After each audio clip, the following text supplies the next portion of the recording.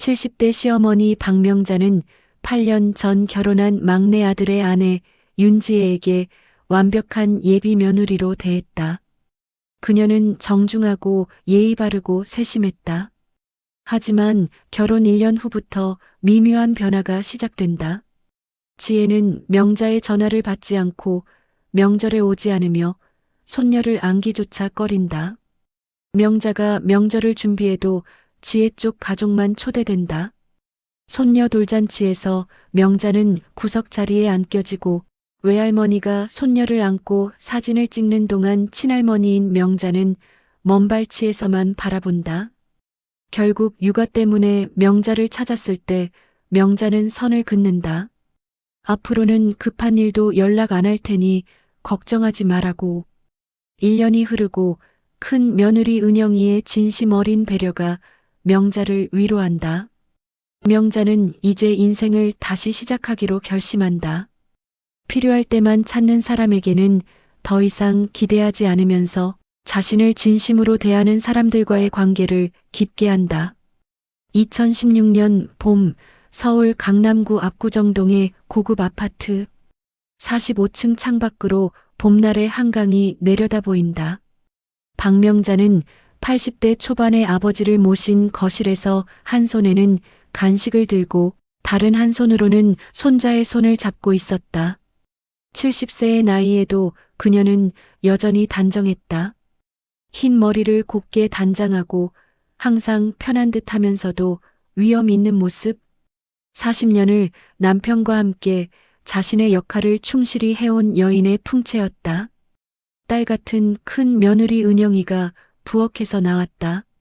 어머니, 이거 제가 만들었는데 어떻게 생각하세요? 그녀가 들고 있던 것은 정성스럽게 만든 수수팥떡이었다. 응, 넌 정말 손재주가 좋구나. 이 정도면 전문가 못지않네. 명자의 칭찬에 은영이가 환하게 웃었다. 그 시각 명자의 막내 아들 민수는 아내 윤지혜와 함께 식당으로 가고 있었다. 결혼식을 올릴 예정이었다. 민수가 어머니에게 전화했다. 엄마, 지혜한테 어때? 아직 안 봤는데?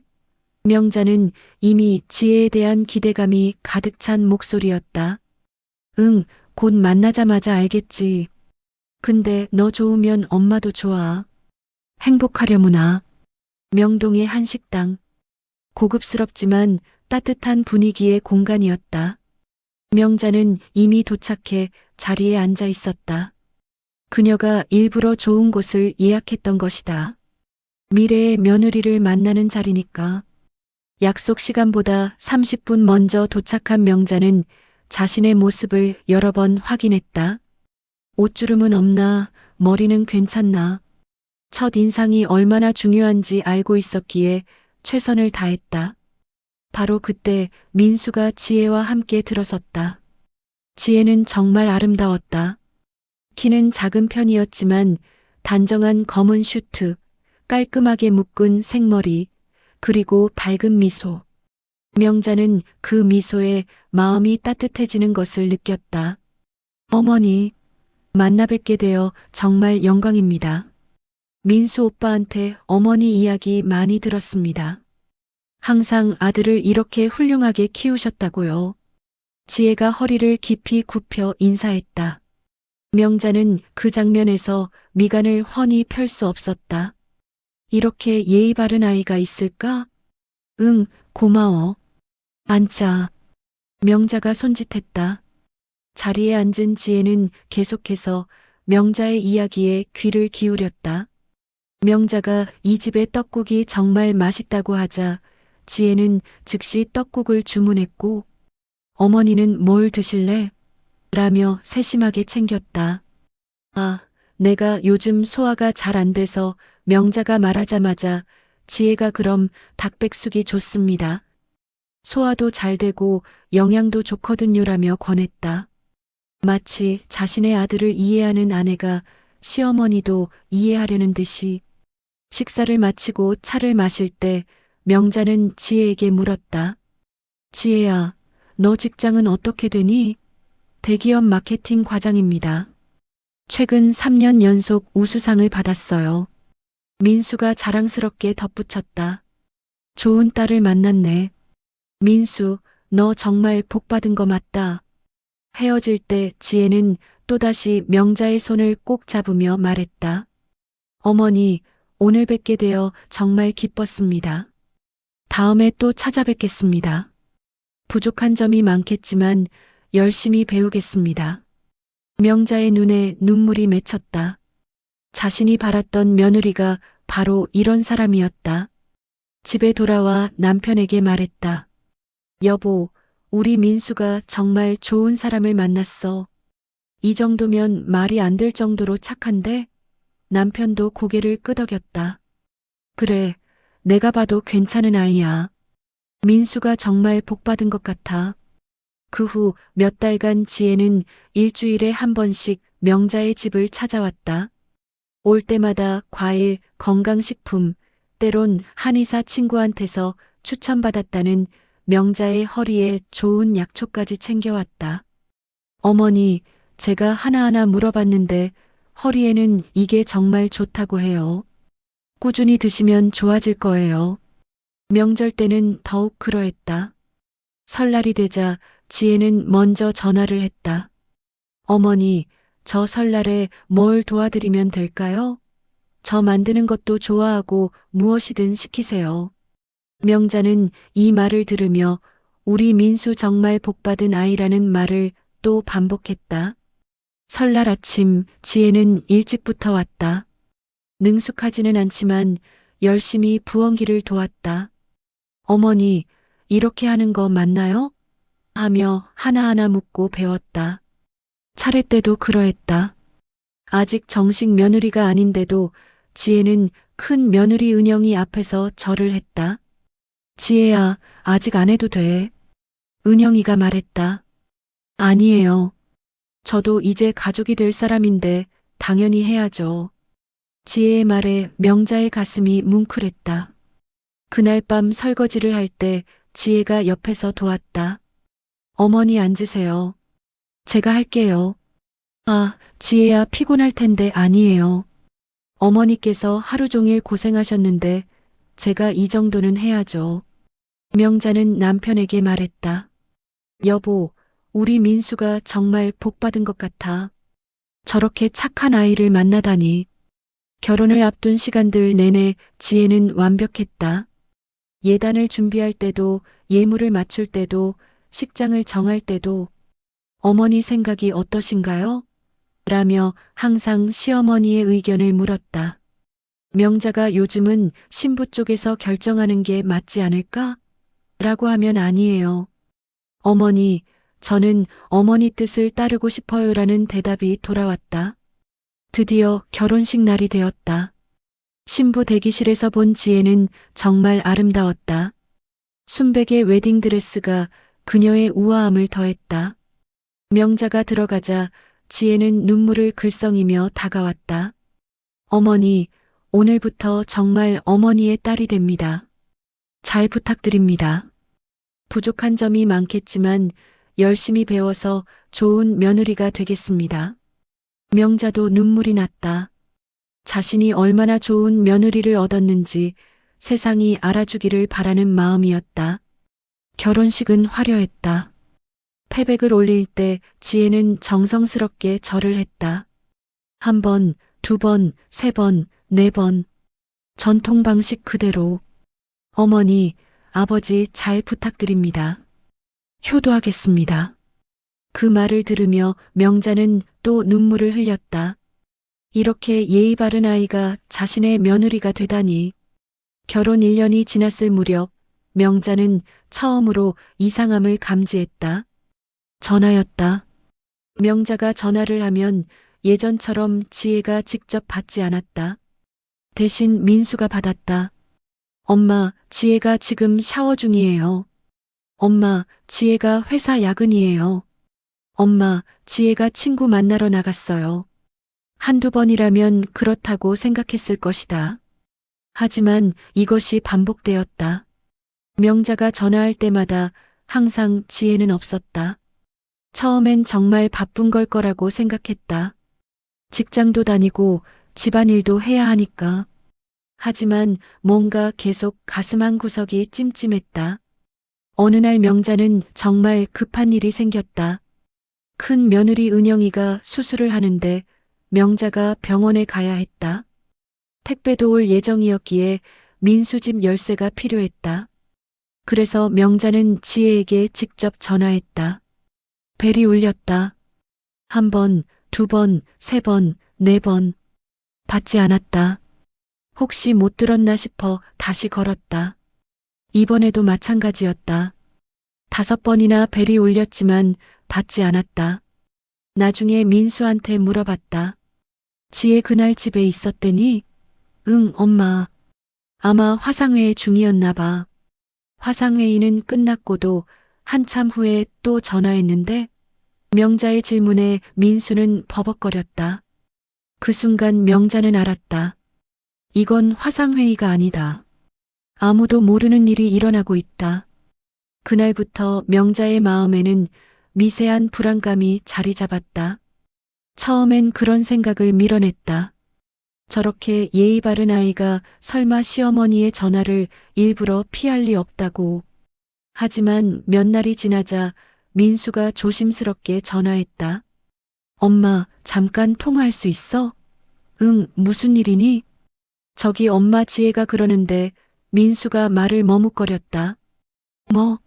지혜가 어머니가 자주 연락하신다고 좀 부담스럽대요. 명자는 아무 대답도 할 수 없었다. 그럼 앞으로는 지혜한테 직접 연락하지 마시고 저한테만 하세요. 제가 전달할게요. 전화를 끊은 후 명자는 한참을 멍하니 앉아만 있었다. 며느리한테 직접 연락하지 말라고? 일주일에 한두 번 안부 전화하는 것도 부담스럽다고? 40년을 살아오면서 명자는 결혼 1년 된 며느리에게 이런 말을 들어본 적이 없었다. 큰 며느리 은영이에게 물어봤다. 은영아, 내가 혹시 지혜한테 뭘 잘못한 것 같니? 어머니요? 아니에요. 어머니가 뭘 잘못하셨어요? 오히려 어머니는 지혜 씨한테 정말 잘해주셨는데요. 저한테도 더 조심스럽게 대하시잖아요. 그런데 지혜가 내 전화가 부담스럽대. 은영이의 표정이 놀라움으로 변했다. 어머니, 그게 무슨 말씀이세요? 며느리한테 전화하는 게 왜 부담이에요? 명자도 모르겠다고 말할 수밖에 없었다. 그 후로 명자는 정말 조심스럽게 행동했다. 지혜에게 직접 연락하지 않았다. 뭐 할 말이 있으면 민수한테만 전화했다. 민수야, 지혜한테 이거 좀 전해줄래? 민수야, 지혜 몸은 좀 괜찮니? 민수야, 아버지가 쓰러진 것 같은데라고. 지혜가 오히려 더 예의 바르게 대하게 되었다. 일주일에 한 번 민수와 함께 집에 올 때마다 어머니 오랜만에 뵙네요. 건강하셨어요? 라며 정중하게 인사했다. 어머니 감사합니다. 잘 먹겠습니다. 반찬을 받을 때도 마찬가지였다. 하지만 명자는 느꼈다. 뭔가 달라졌다는 것을. 예전처럼 자연스럽고 따뜻한 느낌이 아니라 거리를 유지하는 느낌. 마치 남에게 하듯이 정중하면서도 한 발 물러서는 그런 태도였다. 그 겨울이 왔을 때 지혜가 임신했다는 소식을 받았다. 명자는 한없이 기뻤다. 엄마, 지혜가 임신했어요. 민수의 목소리에도 기쁨이 가득했다. 명자는 손주가 생긴다는 생각에 여러 날 밤을 설쳤다. 하지만 임신 기간 내내 명자는 조심스러웠다. 지혜에게 부담 주고 싶지 않아서 전화도 일부러 자주 하지 않았다. 민수한테만 지혜 몸은 어떠니? 입덧은 안 하니? 라고 물었다. 가끔 지혜가 민수와 함께 집에 올 때 배가 불러온 모습을 보면 명자의 얼굴이 밝아졌다. 지혜야 몸 괜찮니? 힘든 거 없니? 네, 어머니 괜찮아요. 걱정해 주셔서 감사합니다. 정중하고 정확한 대답. 하지만 벽이 느껴졌다. 명자가 다가가려고 하면 한 발 물러서는 것 같은 그 벽. 손녀 서윤이가 태어났다. 여자아이였다. 명자는 처음 사진을 봤을 때 눈물이 났다. 우리 막내 아들의 딸, 제 손녀. 명자는 아이를 보러 가고 싶었다. 하지만 민수가 말렸다. 엄마, 지혜가 아직 좀 힘들어요.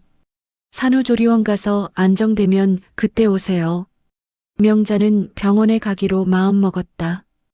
아무리 해도 시어머니가 손녀를 보는 건 당연한 일이니까. 그런데 민수가 다시 말렸다. 엄마 지혜가 부담스럽대요. 산후조리원에서 천천히 보시면 안 돼요? 명자는 아무 대답도 할 수 없었다. 그럼 앞으로는 지혜한테 직접 연락하지 마시고 저한테만 하세요. 제가 전달할게요. 전화를 끊은 후 명자는 한참을 멍하니 앉아만 있었다. 며느리한테 직접 연락하지 말라고? 일주일에 한두 번 안부 전화하는 것도 부담스럽다고? 40년을 살아오면서 명자는 결혼 1년 된 며느리에게 이런 말을 들어본 적이 없었다.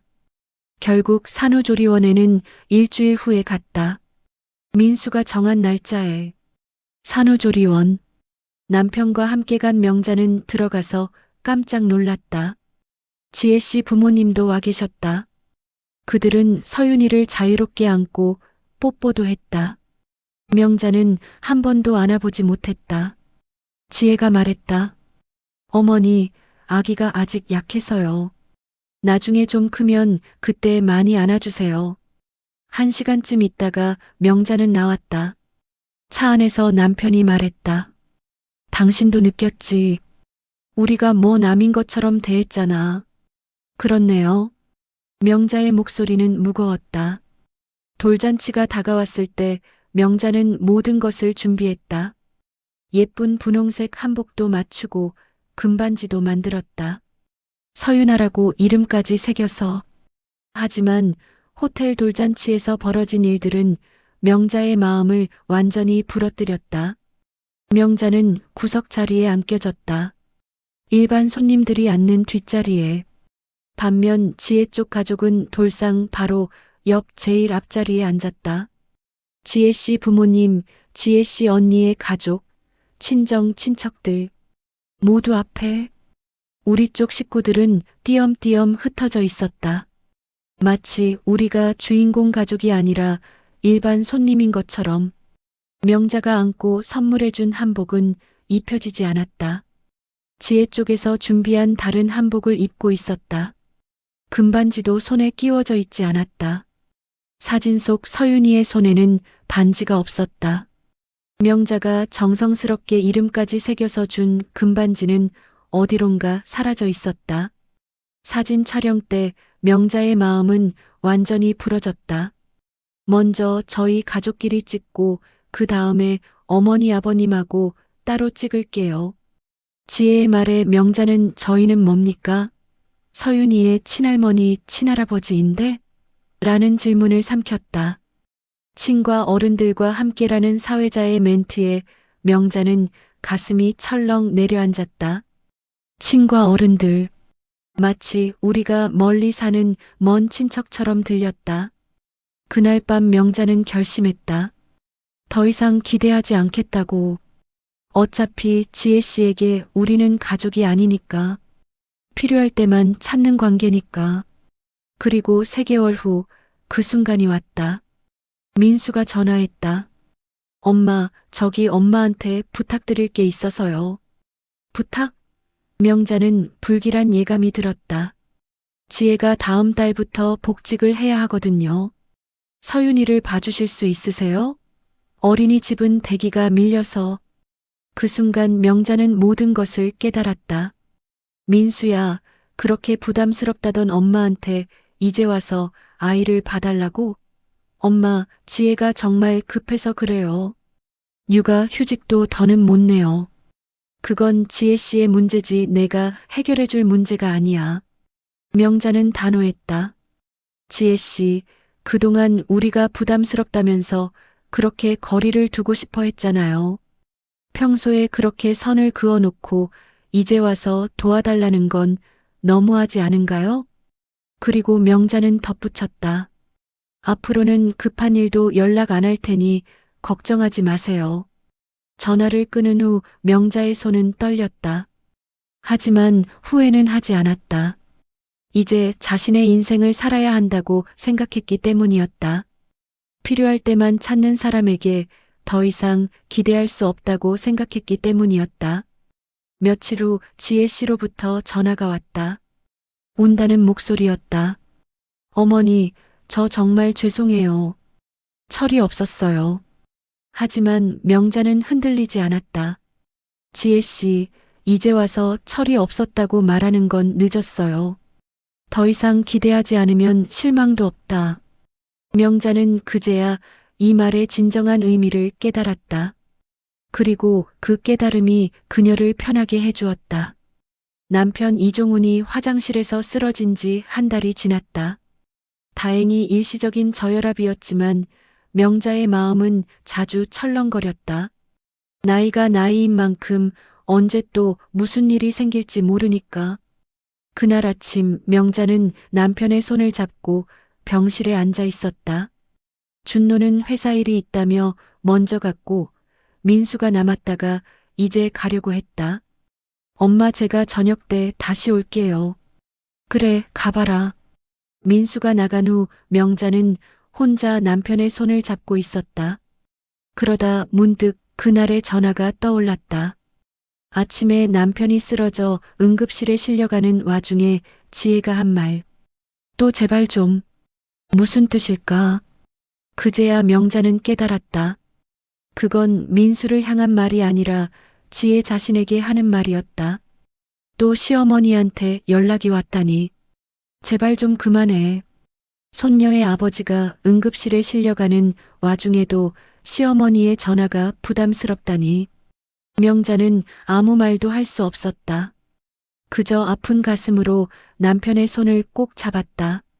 저녁이 되자 민수가 다시 왔다. 엄마, 아버지는 괜찮으세요? 응, 의사가 내일 퇴원할 수 있다고 했어. 다행이에요. 엄마, 그런데 민수가 말을 꺼냈다. 뭐? 아침에 지혜가 어머니 전화하셨을 때 뭐라고 하던? 명자는 민수의 눈을 바라봤다. 나 그건 아무 말도 하지 않았는데? 아, 네. 맞아.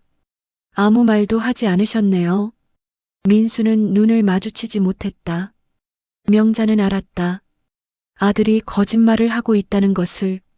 민수야, 엄마한테 거짓말하지 마. 지혜가 뭐라고 했어? 민수가 깊은 한숨을 쉬었다. 엄마가 들으셨구나. 뭐라고 한 거니? 명자의 목소리가 떨렸다.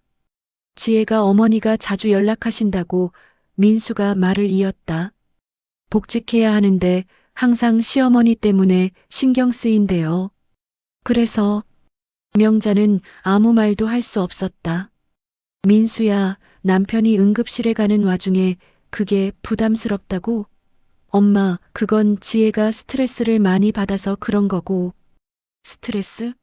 지혜가 스트레스를 받아? 명자의 목소리가 높아졌다. 하지만 이내 다시 낮아졌다. 민수야, 지혜 씨한테 전해줄래? 앞으로는 급한 일 있어도 연락 안 할 테니까 걱정하지 말라고. 엄마, 아버지한테 필요한 게 있으면 민수가 챙겨. 엄마는 아버지 곁에 있을 거야. 그렇게 명자는 선을 그었다. 아무 말도 크게 하지 않았지만 그 선은 명확했다. 한 주일 후 명자는 가슴의 무거움을 조금 덜기 위해 가까운 공원을 산책했다. 남편도 함께였다. 의사가 가벼운 산책은 괜찮다고 했으니까. 여보, 요즘 어때? 남편이 물었다. 글쎄, 괜찮아. 이제 체념이 되니까 오히려 편하더라. 명자는 솔직했다. 우리가 뭘 할 수 있겠어. 그 사람이 우리를 그렇게 생각하는데. 남편이 명자의 손을 꼭 잡았다. 당신이 잘했어. 더 이상 당할 필요 없어. 명자는 고개를 끄덕였다. 이제 그녀는 자신의 선택에 후회하지 않기로 했다. 그 후로 한 달이 더 지났다. 명자는 민수네와 거의 연락하지 않았다. 민수가 가끔 전화해서 엄마 건강하세요? 아버지는? 하고 물어보면 응, 잘 지내고 있어라고 짧게 대답했다. 대신 명자는 큰 아들 준노 가족과 더 자주 시간을 보냈다. 큰 며느리 은영이는 일주일에 2번씩 들렀다. 손주들도 자주 왔다. 할머니, 나 할머니가 제일 좋아. 큰손녀 지민이가 할머니에게 안겼다.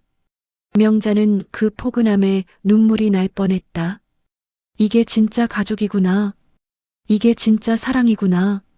크리스마스가 다가왔다. 명자는 예전처럼 화려하게 준비하지 않았다. 그저 큰 아들 가족이 오면 되겠다고 생각했다. 그날 오후 큰 아들 준노와 은영이 그리고 손주들이 들어섰다. 명자는 반가워 그들을 안았다. 어머니, 저희 왔어요. 은영이가 명자의 손을 잡았다. 우리 은영이 고마워. 오늘따라 이렇게 반가운데. 명자는 진심 어린 미소를 지었다. 남편도 거실에 나왔다. 다 왔네. 준노가 아버지를 도왔다. 아버지, 괜찮아요? 응, 요즘 많이 좋아졌어. 저녁 테이블에 음식이 가득 찼다. 명자가 정성스럽게 만든 것들과 은영이가 가져온 것들. 정말 맛있어 보였다. 어머니, 이거 진짜 맛있어요. 은영이가 명자의 손으로 만든 것들을 계속 칭찬했다. 정말? 저도 넌 정말 음식을 잘 먹어줘서 고마워. 여보, 우리 은영이 봤어? 이렇게 음식을 잘 먹어주는데. 큰손자 준서는 할머니에게 다가왔다. 할머니, 나 시험을 잘 봤어. 그래.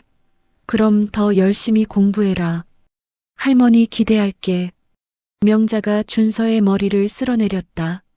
식사 후 모두가 거실에 앉았다. 크리스마스 영화를 틀었다. 남편은 명자의 어깨에 기대고 은영이는 명자의 팔짱을 낀 채 영화를 봤다.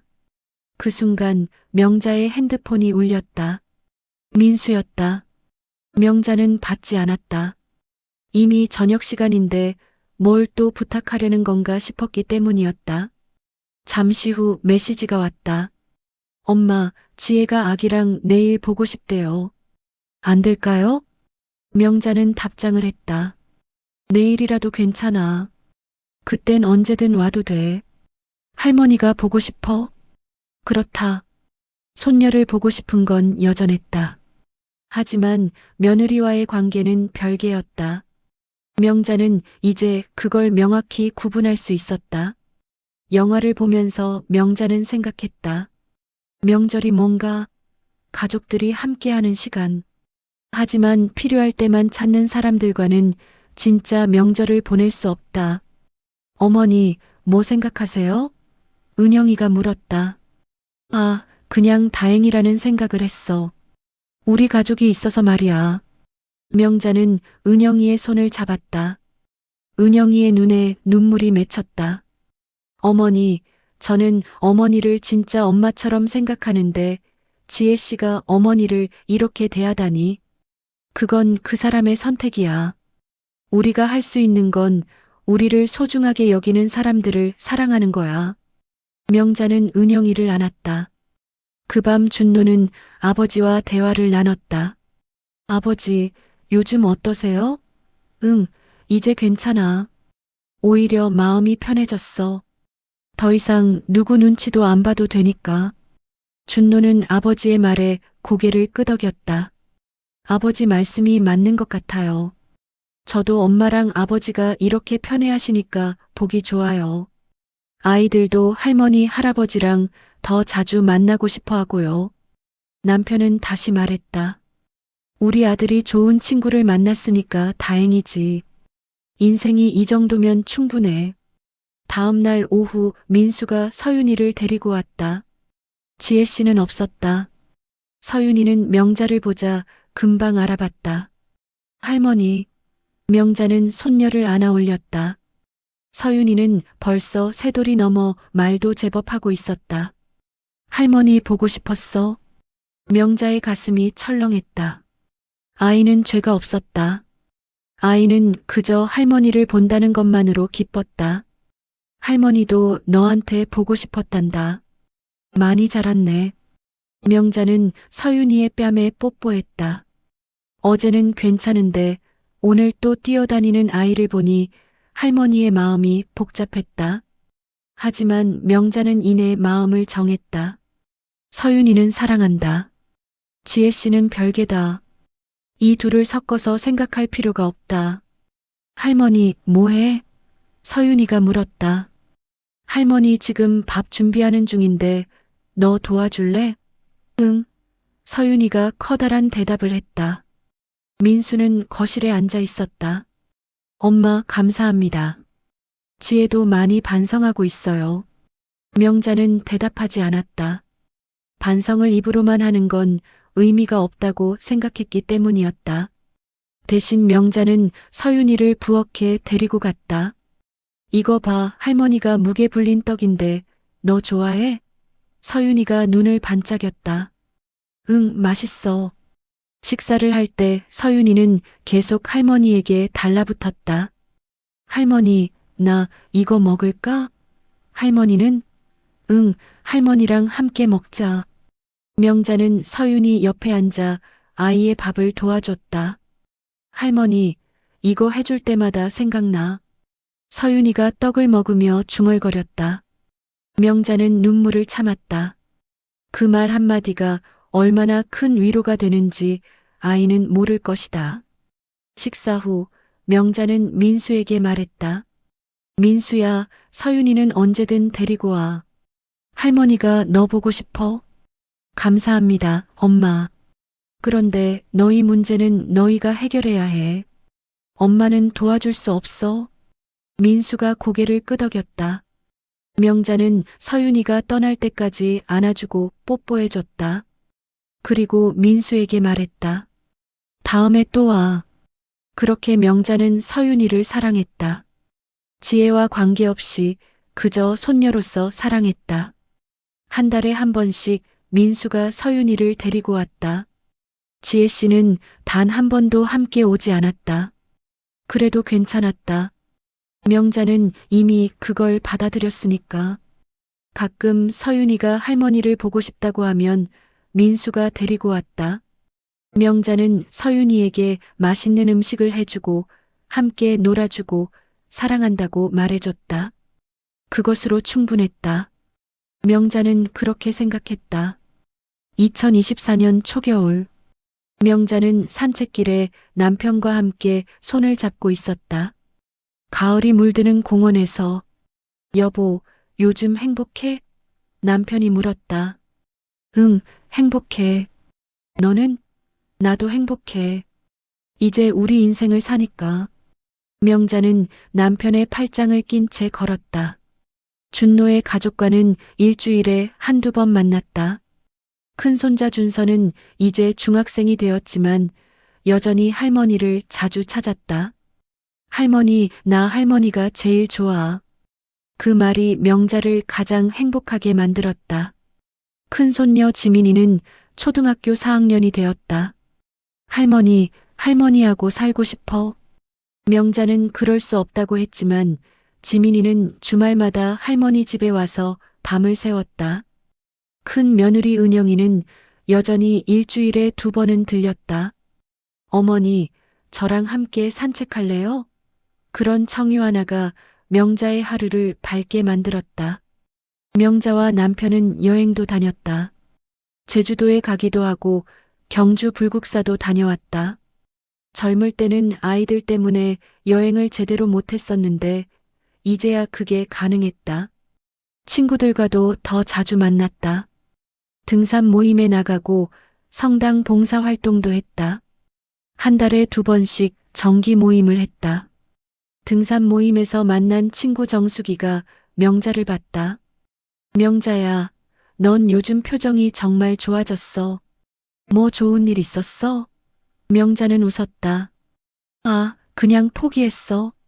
더 이상 누구 눈치도 안 본단다. 그게 맞지. 우리 나이에 스트레스 받을 이유가 뭐가 있어. 우리가 행복해야지. 친구의 말에 명자가 공감했다. 한편 민수는 가끔 전화를 했다. 엄마, 지혜가 많이 반성하고 있어요. 명자는 그래, 잘된 일이네라고 대답했다. 더 이상 아무 기대도 하지 않았다. 그저 현상 유지로도 충분했다. 명자는 어느 날 오후 거울을 봤다. 70세의 여인이 거울에 비쳤다. 주름이 많았고 머리는 휘었지만 눈빛은 밝았다. 이제 자신의 인생을 사는 여인의 눈빛이었다. 여보, 이제 우리가 주인공이야. 우리 인생을 살자. 남편에게 말했다. 남편도 고개를 끄덕였다. 그래, 우리가 주인공이지. 명자는 이제 알았다. 가족 관계에서 중요한 것은 혈연이 아니라 진심이었다. 한쪽이 일방적으로 노력하는 건 가족이 아니었다. 서로를 존중하고 배려하는 관계가 진정한 가족이었다. 민수와 지혜, 서윤이도 명자의 가족이었다.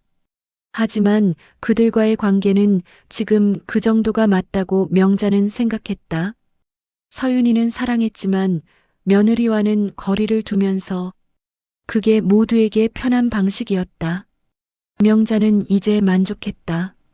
아들도 며느리도 기대하지 않고 그저 자신을 사랑하는 사람들과의 관계만 소중하게 여기면서 살아갔다.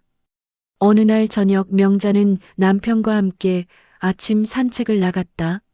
산길은 고요했고 공기는 맑았다.